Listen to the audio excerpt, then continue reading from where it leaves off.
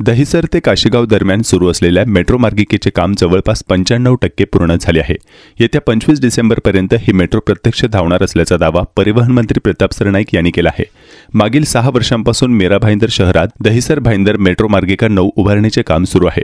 सध्या या प्रकल्पाचे स्थापत्य काम जवळपास पूर्णत्वास आले असून मेट्रो स्थानकांचे आणि मार्गिकेवरील उर्वरित काम अंतिम टप्प्यात आले आहे। या कामाचे 2 टप्प्यात विभाजन करण्यात आले असून दहिसर काशीगाव हा पहिला टप्पा आणि काशीगाव नेताजी सुभाषचंद्र बोस मैदान हा दुसरा टप्पा ठरवण्यात आला आहे। याआधी शासनाकडून दहिसर काशीगाव मेट्रो वर्षाखेरीस सुरू करण्याची घोषणा करण्यात आली होती। 6 महिन्यांपूर्वी झालेल्या चाचणी धावणीत स्वतः मुख्यमंत्री देवेंद्र फडणवीस, उपमुख्यमंत्री एकनाथ शिंदे आणि अजित पवार उपस्थित होते। गुरुवारी परिवहन मंत्री प्रताप सरनाईक यांनी या कामाचा आढावा घेण्यासाठी पाहणी दौरा केला। त्यानुसार या मार्गिकेचे काम 95% पूर्ण झाल्याची माहिती MMRDA कडून देण्यात आली। तसेच कंत्राटदाराला 10 डिसेंबर ही कामाची अंतिम मुदत देण्यात आली असून त्यानंतर 25 डिसेंबरपर्यंत मार्गिका सुरू करण्याची अपेक्षा असल्याचा दावा सरनाईक यांनी केला। लोकार्पण कार्यक्रमाची प्रक्रिया दहिसर काशीगाव दरम्यान मेट्रोचे काम 10 डिसेंबरपर्यंत पूर्ण होण्याची शक्यता आहे। त्यानंतर मेट्रो रेल्वे सुरक्षा आयुक्तांची परवानगी मिळवण्याची प्रक्रिया प्रशासनाकडून पार पाडली जाणार आहे। MMRDA कडून संपूर्ण कामाचा अहवाल मुख्यमंत्र्यांकडे सादर केला जाईल। त्यानंतर मेट्रो मार्गिकेचा लोकार्पण सोहळ्याचे आयोजन करण्यात येणार असल्याची माहिती सरनाईक यांनी दिली आहे।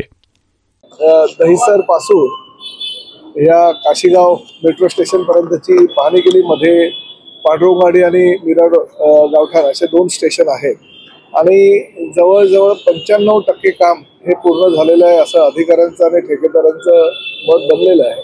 आणि ठेकेदारांना MMRDAच्या माध्यमातूून 10 दिवसाची डेडलाईन दिलेली आहे की 30 नोव्हेंबरपर्यंत तुमचं काम जे फिनिशिंग आहे ते कंप्लीट करायचं, जेणेकरून सुरक्षा एजन्सीला हे काम तसं झालेलं आहे आणि सुरक्षिततेच्या दृष्टिकोनातनं हे आता वापरणं योग्य आहे आणि मेट्रो या ठिकाणावरनं चालू करायला हरकत नाही असं जेव्हा त्यांचं सर्टिफिकेट येतं आणि त्या सर्टिफिकेट येण्यासाठी किंवा त्यांना पाहणी करण्यासाठी एक 15 ते 20 दिवसाचा कालावधी लागतो।